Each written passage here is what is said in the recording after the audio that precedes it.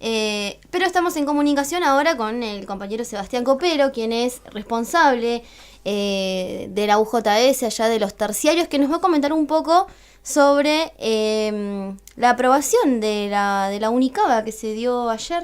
O sea, nos vamos a la provincia de Buenos Aires. Nos vamos a la capital. provincia de Buenos Aires. Hola, Seba, ¿cómo estás? Celeste ¿Cómo y anda? ¿Todo Miguel te bien? saludan. ¿Cómo anda? Un saludo a todos los que están ahí. Buen día, de la Sebastián. Patagonia.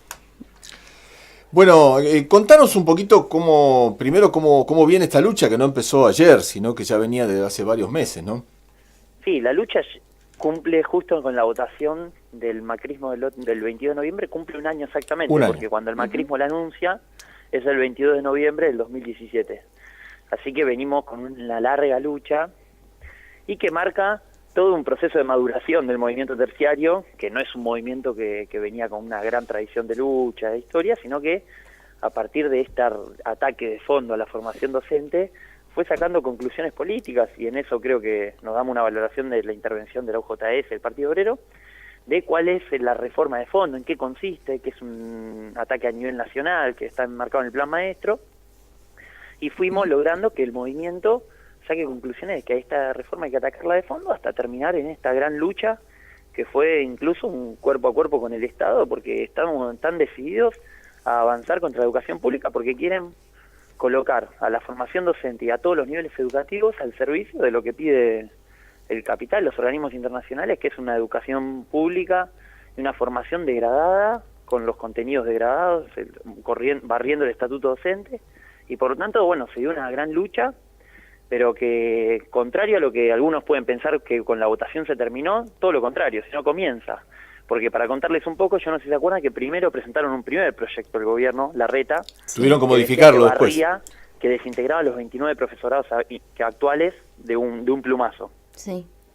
Bueno, ese proyecto quedó tirado a la basura por la gran lucha que dimos, y después empezaron a plantear esta supuesta coexistencia entre los terciarios y la Unicaba, que significaría como que al mismo tiempo van a existir la Unicaba y los profesorados, a lo cual desde la UJS salimos a denunciar, mientras por ejemplo la dirección de UTCTera, la dirección kirchnerista, al principio estaba a favor de una coexistencia, y nosotros explicábamos al movimiento, en las asambleas, en todos lados, que la coexistencia no es más que la muerte gradual de los profesorados. Esto es algo que va a pasar en todo el país, además es muy importante discutirlo y analizarlo, porque es una reforma, como ya digo, que está pasando en Catamarca, en Mendoza, en Jujuy, es un plan a nivel nacional en la formación docente, avanzar contra los terciarios, y este plan de coexistencia es ir vaciando de a poco los profesorados, cerrándole carreras, con la intervención del Ministerio de Educación, para que poco a poco la matrícula se vaya pasando a la Unicaba, que la Unicaba lo que tiene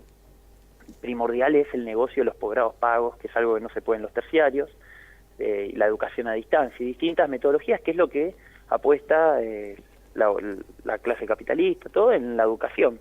Es esta forma de adecuar los contenidos a lo que pide el capital.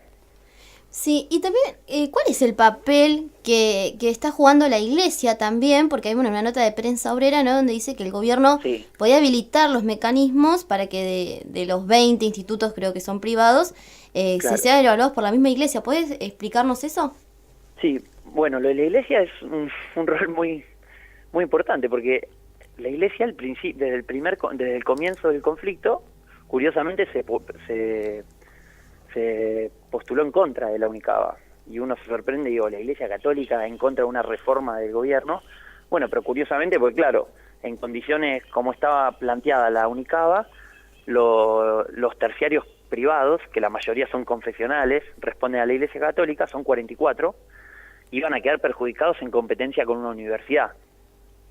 ¿Qué pasa? Entonces, en una gran rosca, se ve todo este año de lucha del movimiento, la Iglesia, que por intereses propios se pronunciaba en contra, pero 2 días antes, y esto es lo que ustedes se enteraron, 2 días antes lograron acordar con el gobierno que, contrariamente a lo que van a hacer con todos los terciarios, que va a hacer una evaluación externa por parte del Ministerio de Educación, la Iglesia va a tener la oportunidad de autoevaluarse a sus propios institutos. Es decir, que los terciarios privados, los terciarios que responden a la Iglesia, no van a sufrir la intervención del Ministerio de Educación, la intervención de las evaluaciones externas para tener los argumentos para ir cerrando terciarios, sino que se van a autoevaluar. Es decir, que son un Estado dentro del propio Estado. Claro, sí, así me lo manifestaba.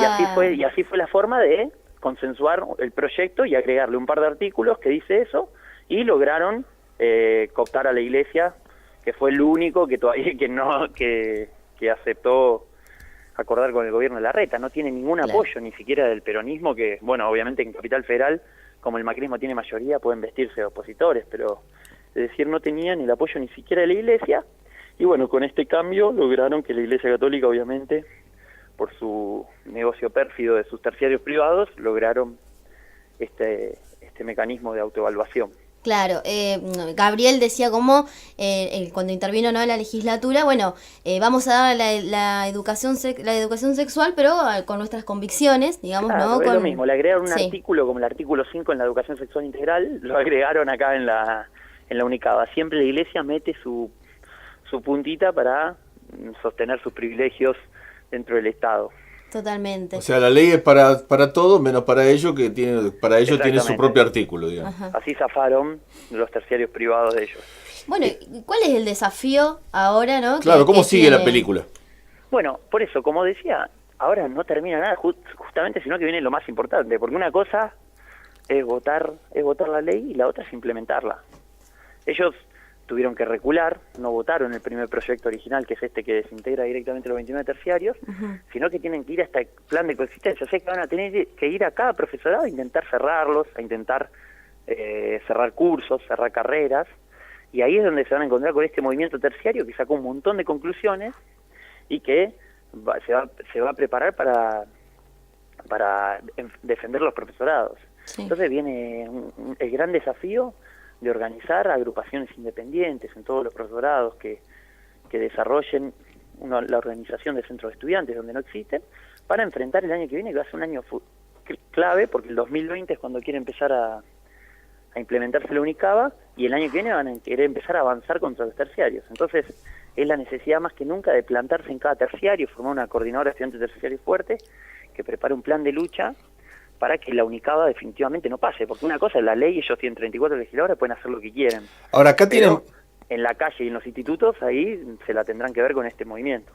Ellos, digamos, acá tienen que poner las barbas en remojo todos los institutos de formación docente de la Argentina, no solamente los de allá, porque este es el principio de un proceso general. Bueno, ahora está empezando en Provincia de Buenos Aires. A eso voy, que quiere decir, por ejemplo, acá en Santa Cruz, que tenemos institutos de formación docente, terciarios también, varios, bueno, también el tema se va a poner complicado. Sí, esa es también una gran conclusión que sacamos. Esto es un problema nacional, no es un problema aislado. Usan a la ciudad de Buenos Aires como un laboratorio, es lo que hicieron con muchas reformas, y quieren llevarla a todas las provincias. En Mendoza se cerraron carreras, en Jujuy cerraron las inscripciones. Es decir, es el plan maestro que quiere adecuar la secundaria del futuro y la formación docente a la reforma laboral, y la reforma laboral es este trabajo precarizado, entonces la educación tiene que ser precarizada, y es algo que lo votaron todos los ministros de Educación en el Consejo Federal de Educación, incluso el ministro de Educación de Alicia Kirchner también lo votó. Es decir, que se va a venir en todas las provincias, por eso más que nunca hay que armar una gran agrupación de terciarios, independiente, combativa, que plantee de fondo el problema del plan maestro, de qué significa, que está relacionado con el proyecto Aguilar, que había presentado un diputado chaqueño del FPV hace 2 años, y hay que prepararse para en todo el país dar una gran batalla en defensa de la formación docente y de la educación pública.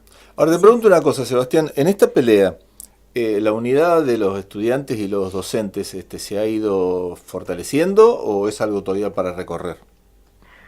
No, bueno, el movimiento va madurando a través también de una lucha política. Obviamente, en la Ciudad de Buenos Aires tiene una gran predominancia UTCTera, que es la Dirección Celeste Kirchnerista, y tiene sus agrupaciones en el movimiento estudiantil que responden a ellas, Patria Grande, Nuevo Encuentro, pero a través de una gran lucha política en asambleas y en los centros de estudiantes y en la coordinadora de estudiante terciario, logramos que la SED se tenga que posicionar, incluso hasta muchas veces con posiciones de lucha, cuando ellos totalmente desde el principio plantearon a favor de la coexistencia, un congreso pedagógico, siempre vieron iban a conciliar la forma de que pase la UNICABA de una manera más o menos tranquila, pero siempre con una gran lucha política de la izquierda se logró que el movimiento saque conclusiones y vaya una lucha a fondo contra el gobierno de Larreta. ¿Vos tuviste el día de la represión? Sí, estuve el día de la represión. Sí, ¿cómo fue? Con el ojo un poco morado. ¿Cómo fue? Contanos un poco cómo lo viviste. Y bueno, es esto, cuando la legislatura o cualquier parlamento quiere votar una ley que claramente no tiene el apoyo de nadie, porque es 34 legisladores del PRO contra miles y miles de todos los profesorados, de todas las 29 comunidades en la calle, se necesita obviamente una represión y una militarización del centro de la Ciudad de Buenos Aires y de la legislatura. Uh-huh. Entonces, ante tal movilización, nosotros movilizamos el 20 a la legislatura y nos quedamos acampando hasta el 22. Y en el acampe ya se notaba alrededor, en las cuadras a la redonda, camiones hidrantes. Es decir, una militarización, parecía que ya empezó el G20, digamos, era el G20 y no la legislatura. Es decir, que es la forma que el gobierno piensa enfrentar esta reforma. Entonces, claramente también esas son las conclusiones de que hay que organizarse de manera independiente para enfrentar al gobierno, que tiene una ofensiva que también responde a América Latina, porque en Brasil están haciendo la misma reforma en la formación docente, tienen un general que dijo que hay que hacer la misma reforma allá en Brasil, y son conclusiones más generales por lo que tiene que luchar la juventud, porque justamente es un avance contra la educación pública, que significa también cuál es el futuro de los que estudiamos y todo, que es conseguir un laburo chatar, y por eso las conclusiones no solamente es luchar contra la UNICABA, sino que hay que luchar contra el ajuste y también construir una alternativa política, porque esta salida, como verán, no se encuentra ni en el kirchnerismo ni en otros bloques patronales que en todas las provincias apoyan estas reformas. Así es. Bueno, te queremos hacer una última pregunta que es obligada porque la jornada de hoy. No estamos exentos de la final hoy de la Copa Libertadores, entonces bueno, estamos preguntando a todos los entrevistados que pasan por Patagonia. Yo soy del rey de copas, pero el verdadero rey de copas. Entonces ya sé que tirás por River porque tenés miedo de que alcance... No, yo no tiro por ninguno, pero yo soy el rey de copas y la miro afuera como el verdadero ganador de las Libertadores. Tenemos 7, soy Independiente. Y bueno, tal vez Boca los alcance igual. Entonces. Yo pienso que gana River, ¿viste? porque tiene más equipo. No, te comento porque el operador de la radio también es Independiente y bueno, está festejando ahí tu comentario. Sí. Pero lógico, ¿no? A ver, acá es una disputa entre dos equipos que todavía no le falta. ¿Sabés que también le preguntamos a Altamira? Altamira era el quemero.